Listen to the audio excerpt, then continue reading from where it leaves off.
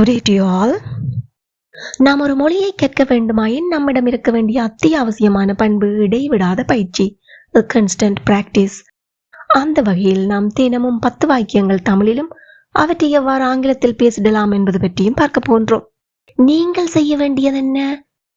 தினமும் 10:30 மணிக்கு காலையில் வெளிவருகின்ற இந்த வீடியோவை பார்வையிட்டு இங்கு பயன்படுத்தப்படுகின்ற வாக்கிய அமைப்புகளில் தினமும் பேசக்கூடிய வாக்கியங்களை முடிந்தவரை உருவாக்கி பாருங்கள், எழுதி பழகுங்கள், பேசி பழகுங்கள், மறக்காம கமெண்ட் பண்ணுங்க. One day you can be fluent in speaking English. If you have any doubts, please do comment. I will help you. Now, let's move on to the video. வெறும் தெருவில் அந்த கார் எளிதில் கவனத்தை ஈர்ப்பதாக இருந்தது. உங்க எல்லாருக்குமே தெரியும், ஒரு தெருவில் எந்த விதமான வாகனங்களும் இல்லை. அந்த நேரத்துல அந்த வழியில் ஒரு கார் போனா எல்லாட்ட கவனத்தையும் ஈர்க்கக்கூடியதா இருக்கும். இவ்வாறாக எளிதில் கவனத்தை ஈர்ப்பது, எளிதில் தெரிவது, தெளிவாக தெரிவது போன்றவற்றை நாம் ஆங்கிலத்தில் கன்ஸ்பிக்யூவஸ் எப்படி சொல்வோம்? கன்ஸ்பிக்யூவஸ். இது ஒரு அட்ஜெக்டிவ், அதாவது பெயர் சொற்களை விவரிக்க கூடிய சொல். ஆகவே இந்த கன்ஸ்பிக்யூவஸ் என்னும் சொல்லை பி ஃபார்ம் வெர்ப்ஸுக்கு பின்னால் பயன்படுத்துவோம் அல்லது ஒரு பெயர் சொல்லுக்கு முன்னால் பயன்படுத்துவோம். நவுனுக்கு முன்னால் அல்லது பி ஃபார்ம் வெர்ப்ஸுக்கு பின்னால். What are the B form verbs?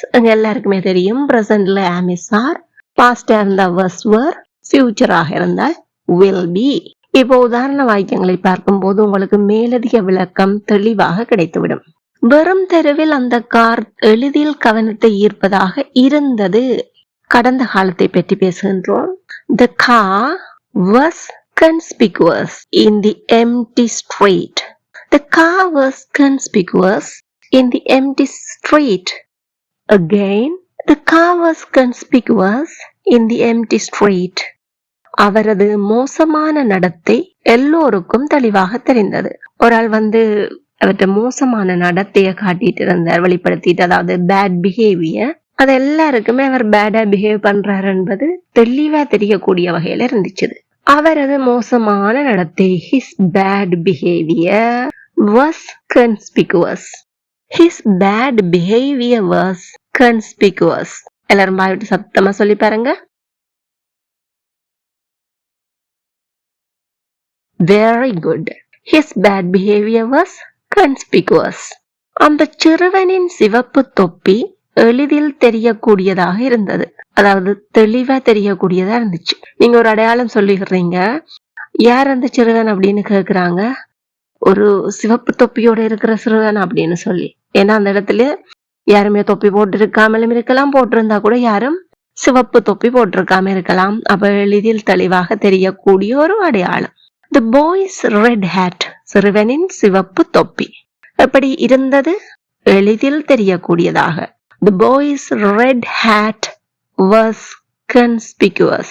Again, the boy's red hat was conspicuous. எல்லாம் வாய் விட்டு மறுமுறை சொல்லி பாருங்க. Very good. The boy's red hat was conspicuous. அவள் நன்கொடை பெட்டியை வாசலின் அருகே எளிதில் தெரியக்கூடிய இடத்தில் வைத்தார். உங்க எல்லாருக்குமே தெரியும், ஒரு டொனேஷன் பாக்ஸ் நாங்க வைக்கணும்டா, அதை எங்கேயும் ஒளிச்சு வைக்க இயலாது. எல்லா கண்ணிலையும் தெரியும்படியா வெளிப்படையா அப்படியே வைக்கணும். She placed, அவர் வைத்தார். எதை? The donation box. எப்படியான இடத்தில்? எளிதில் தெரியக்கூடிய இடத்தில். In a conspicuous spot. எதற்கருகில்? வாசலின் அருகே, near the entrance. She placed the donation box in a conspicuous spot near the entrance. இங்கு நாங்கள் conspicuous என்பதை ஒரு பெயர் சொல்லின் முன்னாடி பயன்படுத்தியுள்ளோம், அதாவது ஸ்பாட், இடம், அதை விவரிக்க கூடியதாக பயன்படுத்தியுள்ளோம். எங்களோட சேர்ந்து வாய்விட்டு சத்தமா சொல்லி பாருங்க. She placed the donation box in a conspicuous spot near the entrance. அவள் மிகவும் உயரமாக இருந்தாள், அதனால் தெளிவாக தெரிந்தாள். அப்ப அவள் தெளிவாக தெரிந்தாள். இதற்கான காரணம் என்னவாக இருந்தது? அவள் மிகவும் உயரமாக இருந்தாள் என்பது. Please comment your answer.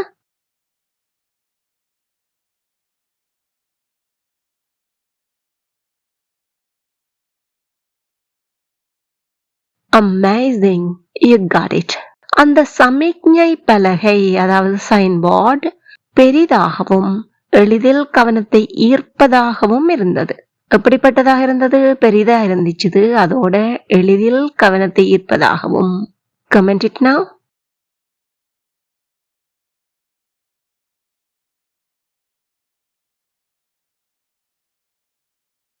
Wow, great.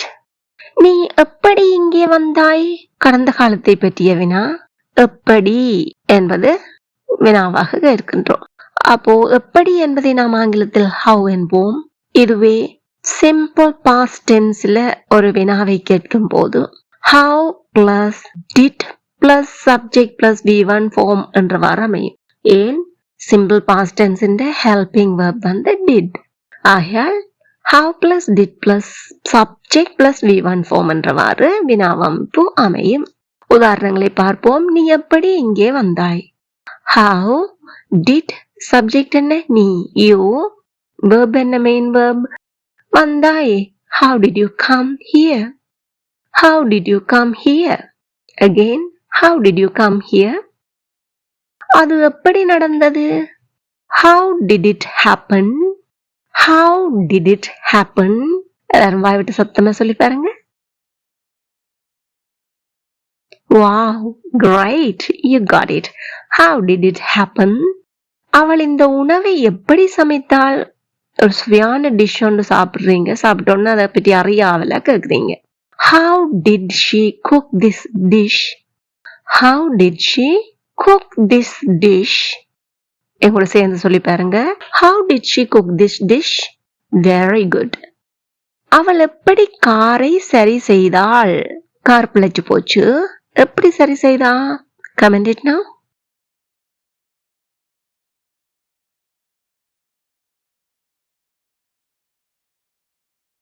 Very good.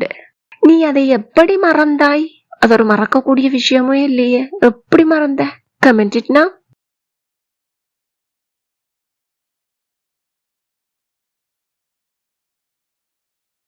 Splendid, you got it. நான் ஷீலாவை 3 நாட்களுக்கு முன் சந்தித்தேன். இவ்வாறு முன்னர் என்பதை நாம் ago என்னும் சொல்லை பயன்படுத்தியும் சொல்லலாம். வேறு சொற்களும் இருக்கின்றன. இன்று நாம் பார்க்க போவது ago என்னும் சொல். அப்போ இது கடந்த காலத்தை குறிக்கிறது. கடந்த காலம் simple past tense. Simple past tense என்ற வாக்கிய அமைப்பு உங்களுக்கு தெரியும். சப்ஜெக்ட் பிளஸ் வெர்ப் V2 ஃபார்ம்ல இருக்க வேணும். பிளஸ் ஆப்ஜெக்ட் இருக்கலாம், இல்லாட்டி கம்ப்ளிமெண்ட் இருக்கலாம், ஒரு வாட்எவர். இங்க நான் சந்தித்தேன். ஐ met யாரை? ஷீலாவை. ஐ met ஷீலா. எப்போது? 3 நாட்களுக்கு முன். 3 days ago. I met Sheila 3 days ago. I met Sheila 3 days ago. அவள் 1 மணி நேரத்திற்கு முன் புறப்பட்டாள். அவள் புறப்பட்டாள். புறப்படுறது லீவ், அதனுடைய past form V2 form left. She left. அவள் புறப்பட்டாள். எப்போது? 1 மணி நேரத்திற்கு முன். An hour ago. நாங்க 1 hour என்று சொல்வதை காட்டிலும் எப்படி சொல்வோம்? An hour. She left an hour ago. வாயிட்டு சத்தமா சொல்லி பாருங்க. Superb. She left an hour ago. அந்த நிகழ்வு நீண்ட காலத்திற்கு முன் நடந்தது, நடைபெற்றது. That incident happened. That incident happened. எப்போதும் நீண்ட காலத்திற்கு முன்பு. A long time ago. That incident happened a long time ago. மறுபடியும் சொல்லி பாருங்க. That incident happened a long time ago. அவர்கள் 5 ஆண்டுகளுக்கு முன்னர் திருமணம் செய்து கொண்டார்கள். Please comment your answer.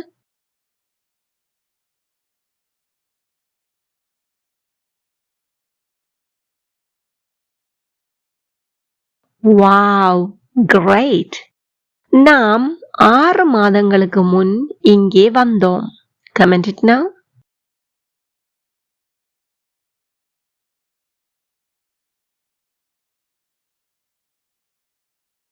Amazing, you got it.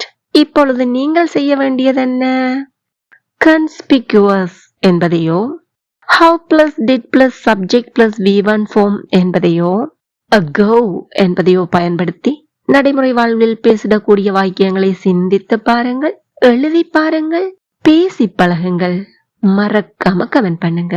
Then it will be helpful for other viewers, and if you have any doubts or mistakes, definitely I will help you. இந்த video உங்களுக்கு மிகவும் பயனுள்ளதாக இருந்திருக்கும் என நம்புகிறேன். உங்களைப் போலவே மற்றவர்களும் பயனடைந்திட இந்த வீடியோவை உங்களுடைய நண்பர்கள் ஆங்கிலம் கற்பதில் ஆர்வமுள்ள அனைவருடனும் முடிந்தவரை ஷேர் பண்ணிக்கொள்ளுங்க. இதே போல மேலும் பல பயனுள்ள வீடியோக்களை பார்வையிட இந்த சேனலை இப்பவே சப்ஸ்கிரைப் பண்ணி அருகே உள்ள பெல் ஐக்கனையும் அழுத்தி கூடவே ஆல் என்கின்ற ஆப்ஷனையும் select பண்ணிக்கொள்ளுங்கள். Thank you for watching.